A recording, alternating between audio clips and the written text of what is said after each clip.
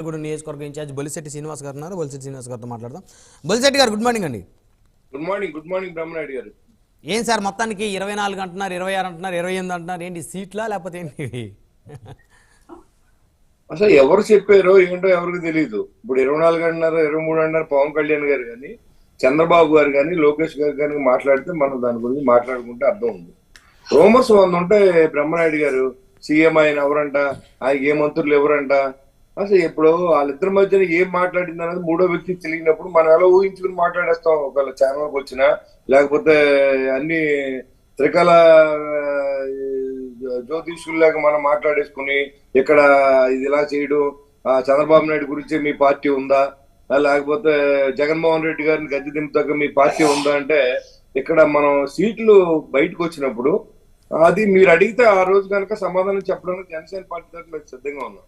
Plus Chandrasekhar గారు ఇప్పుడు చెప్తా ఉన్నారు జీడిపిలో అభివృద్ధి, వ్యవసాయం గురించి, వీళ్ళు చేసి మంచి పనుల గురించి అన్ని. చంద్రబాబు నాయుడు టైంలో రైతులను ఆదుకునే విధంగా 25,000 ట్రాక్టర్లు ఇచ్చారు. అప్పుడు నేను తెలుగుదేశం పార్టీలో ఉన్నాను. ఈ రోజు వీళ్ళు వచ్చిన తర్వాత 35,000 ట్రాక్టర్లు ఇచ్చారు మొత్తం రాష్ట్రం మొత్తం. అంటే రైతులను ఎవరు ఆదుకున్నారండి? రైతుల్ని వ్యవసాయ విధంగా మరి వాళ్ళు ఏ రకమైన ఇబ్బంది అయినా పడ్డట్టు ఏమన్నా రైతులు ఇప్పుడు చెప్పాలా? ఇప్పుడు పత్తి రైతు కంటిన్యూ పెడతా ఉన్నాడు. పండించిన ధాన్యం ఎలా తోలాలి, లారీలు ఎక్కడ మాట్లాడుకోవాలి, ఏ సెంటర్కి వెళ్ళాలి, ఏ మిల్లోడు ఎంత తీసుకుంటాడు, ఎప్పుడు వెనక్కి వస్తాయి అనేది పెద్ద $1 మిలియన్ క్వశ్చన్ అయిపోయింది. అది కూడా తెలుసుకోవాల్సిన అవసరం ఉంది. ఇవాళ అభివృద్ధి చెందింది అని మనం ఇక్కడ ఓదర కొడితే దాని అభివృద్ధి అనరండి. వాళ్ళ పోర్టులు నిర్మాణం అయిపోయినాయి ఆల్రెడీ అన్నట్టుగా మాట్లాడుతున్నారు. ఏ పోర్టులో అయినా ఒక వార్డు వచ్చిన సందర్భం ఉందండి ఇక్కడ. నేను కూడా కొబ్బరిని కొట్టుకుంటూ వెళ్ళిపోతాను. జనసేన పార్టీ తరఫున 1100 కిలోమీటర్ల పోర్టులో 8 హార్బర్లు నిర్మిస్తాం. నిర్మాణం జరిగినప్పుడు అది వర్కింగ్ లో ఉన్నప్పుడు ఎలక్షన్ ముందు అడావిడి చేసి 4 కొబ్బరికాయలు కొట్టి అయిపోయిందని అంటే దాంట్లో అర్థం లేదు. ఇంజనీరింగ్ కాలేజీలు లేకపోతే మెడికల్ కాలేజీలు అని చెప్తా ఉన్నారు. మెడికల్ కాలేజీ అనేది కేంద్ర ప్రభుత్వం మంజూరు చేసినాయా లేకపోతే మీరు ఇచ్చినాయా, లేకపోతే జిల్లాకో మెడికల్ కాలేజీ కావాలన్నది పెట్టాలండి. ప్రభుత్వం అంటే మీరు ఏదో ఊరినే చేసినట్టు మాట్లాడతారంటే ఇదివరకు చంద్రబాబు నాయుడు టైంలో డెవలప్ అయినాయి. మీరు వచ్చా మీరు చేయాలా? అలాగే చంద్రబాబు గారు చేసినప్పుడు, రాజశేఖర రెడ్డి గారు చేసినప్పుడు దాన్ని ఇప్పుడున్న మంత్రులు ఎంజాయ్ చేస్తా ఉన్నారు. దాన్ని తీసేయలేదు కదా. మనం అయితే అవి ఉండకూడదని. మరి పైగా నాదెళ్ల మనోహర్ గారు మాట్లాడకూడదు అన్ని ఆయన మరి సజ్జల రామకృష్ణ రెడ్డి గారు ఎందుకు మాట్లాడుతున్నారండి? అది మీరు ఆలోచించి మాట్లాడరా? ఎవరైనా మాట్లాడినప్పుడు ఒక మనిషి మీద మన బురద అంటే ఇక్కడ బొలిశెట్టి గారు సజ్జల రామకృష్ణారెడ్డి గారు మాట్లాడొచ్చు, తప్పలేదు. కానీ నాదెళ్ల మనోహర్ గారు మాట్లాడకూడదు, మాట్లాడితే తప్పు. ఎందుకంటే సజ్జల రామకృష్ణారెడ్డి గారు, జగన్మోహన్ రెడ్డి గారు ఒకే సామాజిక వర్గానికి చెందిన వ్యక్తులు కాబట్టి వారిద్దరు ఎవరైనా మాట్లాడొచ్చు. ఇక్కడ పవన్ కళ్యాణ్ గారు, నాదెళ్ల మనోహర్ గారు ఒకే సామాజిక వర్గానికి చెందిన వ్యక్తులు కాదు కాబట్టి ఈయన మాట్లాడుతుంటే దాన్ని పెద్ద ఎత్తున హైలైట్ చేసి చూపిస్తున్నటువంటి పరిస్థితి. సజ్జల రామకృష్ణారెడ్డి గారు తెలుగుదేశం సపోర్ట్ చేయమని ఎవరికైనా చెప్పాడా? లేదా ఇంకో పార్టీకి చేయమని చెప్పారా? తెలుగుదేశానికి ఊడిగం చేయమంటే తెలుగుదేశానికి ఊడిగం చేయమని వారు అంటుంటే దాన్ని కూడా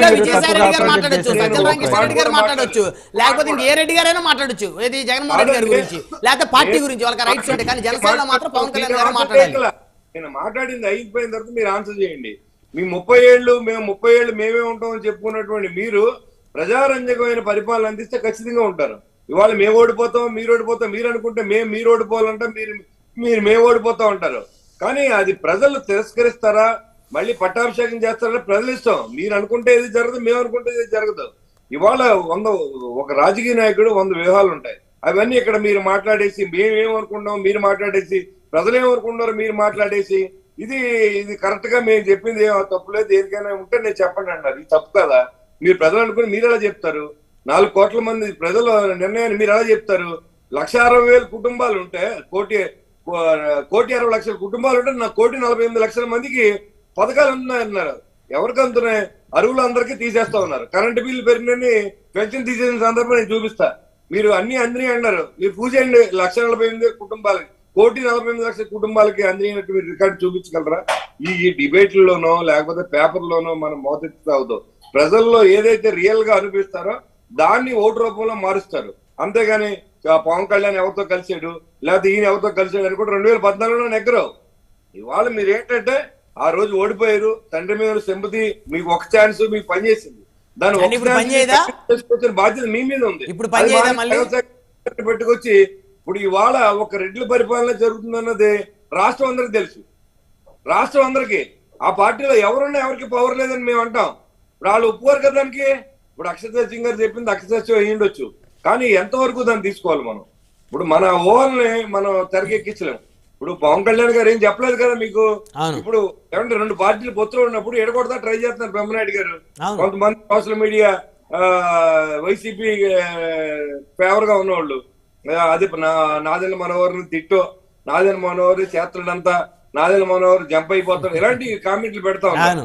కాబట్టి దాని మీద సీరియస్ గా మా నాయకుడు చెప్పింది వాస్తవం. మేము కూడా ఉన్నాం మీటింగ్ లో. ఇప్పుడు దాంతో మాత్రాన మేము అంటే ఆయన ఏ కులం అయితే అండి, మా పిహెచ్సి చైర్మన్, మేము అంతా యాక్సెప్ట్ చేసాం కదా, మీకేంటి బాధ? మీరన్నా మా పార్టీలో ఉన్నారా? మీరు మా పార్టీ సభ్యులా? మీరెవరు కామెంట్ చేయడానికి మేమని అన్నావా? మీ సజ్జల రామకృష్ణారెడ్డి ఎవరంటే మీరేం సమాధానం చెప్తారు? ప్రజలతో ఎన్నుకోబడ్డాడు ఆయన. ఓ సలహాదారు పరిపాలన చేస్తా ఉంటే ప్రజాస్వామ్యంలో ఇది కరెక్టా ఇది? కాబట్టి ఒకసారి ఆలోచించి మాట్లాడండి చంద్రశేఖర్ గారు. మీరు మీ పార్టీలో ప్లస్ ఉంటే మీరే ప్లస్, దాన్ని ఎదరని తిట్టక్కల్లా. మీరు మంచి చేస్తే మీరే సీఎం. నేను చెప్తున్నానుగా, జనసేన పార్టీని మీరు మంచి చేస్తే, కానీ ఎక్కడ చేశారు? ఇసుకు దోచుకుంటున్నారు, లిక్కర్లో దోపిడీ చేస్తా ఉన్నారు, మైనింగ్ లో దోపిడీ చేస్తా ఉన్నారు, ఎర్రచందనం, గంజాయి విశృంఖంగా ఈ రాష్ట్రంలో జరుగుతూ ఉంటే ఓ పక్కన మీరు వచ్చి మేమే సీఎం అంటే ఎంతకంటే దౌర్భాగ్యం ఇంకోటి ఉండదు. ప్రజలు ఏనేనే చూద్దాం, మాకు నచ్చపోవచ్చు, ప్రజలకు మీరు నచ్చవచ్చు, అది నేనెవరు చెప్తాకి, మీరెవరు చెప్తాకి. అంటే ఇంతకుముందు 2019లో బ్రహ్మనాయుడు గారు ఇప్పుడు చెప్పిన పెద్ద కాపులు అందరూ ఏమయ్యారంటే 2019లో మేము ఒక్కళ్ళే వెళ్ళాంగా. అప్పుడు ఈ కాపులంతా వెనక ఉన్నారు. అప్పుడు ఈ పెద్ద కాపులంతా ఇవాళ విమర్శిస్తూ ఉన్నారు. మరి అప్పుడు ఏం చేశారు? ఎన్ని సీట్లు వచ్చినాయి? ఎన్ని ఓట్లు వేశారు మీరు? ఇక్కడ బొలిశెట్టి గారు, నేను మీ వ్యాఖ్యల్ని నేనైతే ఇక్కడ ఏకీభవించట్లేదు. ఒక చిన్న వివరణ చెప్తాను. ఇప్పుడు మీరు ఏదైతే ఉన్నారో గతంలో ఈ పెద్ద కాపులందరూ ఏం చేశారు జనసేన పార్టీకి అనేది, గతంలో జనసేన పార్టీకి పొందినటువంటి 19 లక్షల ఓట్లు 50% ఓట్లు కాపు సామాజిక వర్గం నుంచి వచ్చినాయా లేదా అనేది ఒకసారి మీరు పరిశీలన చేసుకోవాలి. జనసేన పార్టీకి 50% ఆర్థిక మూలాలు కానీ జనసేన కోసం నిజంగా, ఒక్క నిమిషం బొలిశెట్టి గారు, జనసేన కోసం నిజంగా ఖర్చు పెట్టిన వాళ్ళు, కష్టపడ్డ వాళ్ళు 50% సభ్యులు కాపులు ఉంటే మిగతా 50% మిత్ర వర్గాలు ఉన్నారు. మరి ఇంత సగం అంటే ఆ పార్టీలో ఉన్న సగం మంది సభ్యులు కాపు సామాజిక వర్గం నుంచి కష్టపడి ఖర్చు పెట్టి వారు ఈ పార్టీని ప్రొటెక్ట్ చేసుకొని ఈ పార్టీ అధికారంలోకి రావాలి, రాజ్యాధికారంలోకి రావాలని చెప్పేసి వారు ఖర్చు పెట్టుకొని కష్టపడి పనిచేస్తా ఉంటే వారి మీద మిగతా వారిని తీసుకొని వచ్చి తొక్కించి వారి మీద వారికి సీట్లు ఇచ్చి ఆ సీట్లు తీసుకున్న పోటీ చేస్తారా? ఎక్కడికక్కడ ఎంతకో కొంతమంది అమ్ముడుపోయినటువంటి సందర్భాలు కూడా ఉన్నాయి. అయినా సరే కాపులు ఓట్లు లేదంటూ జనసేనలో మిగతా సామాజిక వర్గం వారి చేత కాపు సామాజిక వర్గాన్ని తిట్టించడం అనేది మరి ఇది భవిష్యత్తులో ప్రమాదకరంగా మారే అవకాశం ఉందో చూసుకోండి. నేను అనేది మీకు అర్థం అవట్లేదు బ్రహ్మనాయుడు గారు. కాపు సామాజిక వర్గం నుంచి 70 లక్షల ఓట్లు ఉన్నాయనుకోండి, 19 లక్షలు వస్తే 50% కాదండి. ఆ రోజు నేను జనసేనలో పడినటువంటి 19 లక్షల ఓట్లు 50% కాపుల ఓట్లు పడ్డాయి అంటున్నా, అంతేగాని 50% కాపులు వేశారు. బ్రహ్మనాయుడు గారు, నేను వాళ్ళ గురించి మాట్లాడట్లా. ఈ నాయకులు సోకాళ్ళ పర్సన్స్ ఎవరైతే విమర్శిస్తా ఉన్నారో వాళ్ళు అడుగుతున్నా. 2019లో సింగిల్ వెళ్ళాం కదా, మీరు ఆ రోజు ఎందుకు మాట్లాడలేదు? వైసీపీలో ఉన్న కాపులు చెప్తున్నా, అంతేగాని కాపులు ఓట్లు కాదు. కాపులు పార్టీ అయినా ముద్రేసి ప్రయత్నం ఉన్న కులాలు చేస్తాయి. కాపులేమో పూర్తిగా ఇలాగా ఈ రకంగా ఒకరినొకరు దూషించుకోవడం వల్ల పార్టీ వీక్ అవుతుంది తప్ప దాని వల్ల ఉపయోగం లేదు. కాబట్టి కాపులతో పాటుగా బీసీ సమాజ వర్గాలు, ఎస్సీ సమాజ వర్గాలు, మీరు అంబేద్కర్ మనం కట్టించేంత మాత్రాన అంబేద్కర్ కళను ఎక్కడ మీరు చేయట్లేదు. ఎందుకంటే వాళ్ళ ఒక దళిత శిరోమండలం చేసిన ఘనత మీకు దక్కుద్ది. చెప్పనండి బ్రహ్మనాయుడు గారు, ఆయన చెప్పిన దానికి అన్నిటికీ ఆన్సర్ చెప్పాలా. ఒక దళితుడిని, ఒక సుధాకర్ అనే డాక్టర్ని రోడ్డు మీద పెట్టి పోలీసులతో హింసించి చచ్చిపోయేదాకా వెంటనే పాపం మీకు ఎక్కడికి పోద్ది? సుధాకర్ అని డ్రైవర్ చంపి ఎక్కడికి వెళ్ళిపోద్ది? సుగాలి ప్రీతి కేసు మీరు ఏం చేశారు? దళితులు మీరు చేసిన న్యాయం ఇదా? దళితుల పేరు చెప్పి మీరు ఓట్లు ఎక్కిన తర్వాత మీరు దళితులు చేసిన న్యాయం గురించి మీరు చెప్తే ఖచ్చితంగా శుద్ధివనం, అంబేద్కర్ గారు శుద్ధివనం కట్టినంత మాత్రాన దళితుల కళ నెరవేరినట్టు కాదు. ఖచ్చితంగా దళితులకు మేలు చేయాలి. మీరు డైవర్షన్ చేశారా లేదా? ఇవన్నీ మానేసి ఇక్కడికి వచ్చిన తర్వాత అంతా మీరు మా శ్రీ మహావైష్ణులాగా మాట్లాడితే ఎలా సార్? కేసీఆర్ చేస్తా ఉండి ఒక విగ్రహం కట్టినంత మాత్రం అంబేద్కర్ గారు ఏమి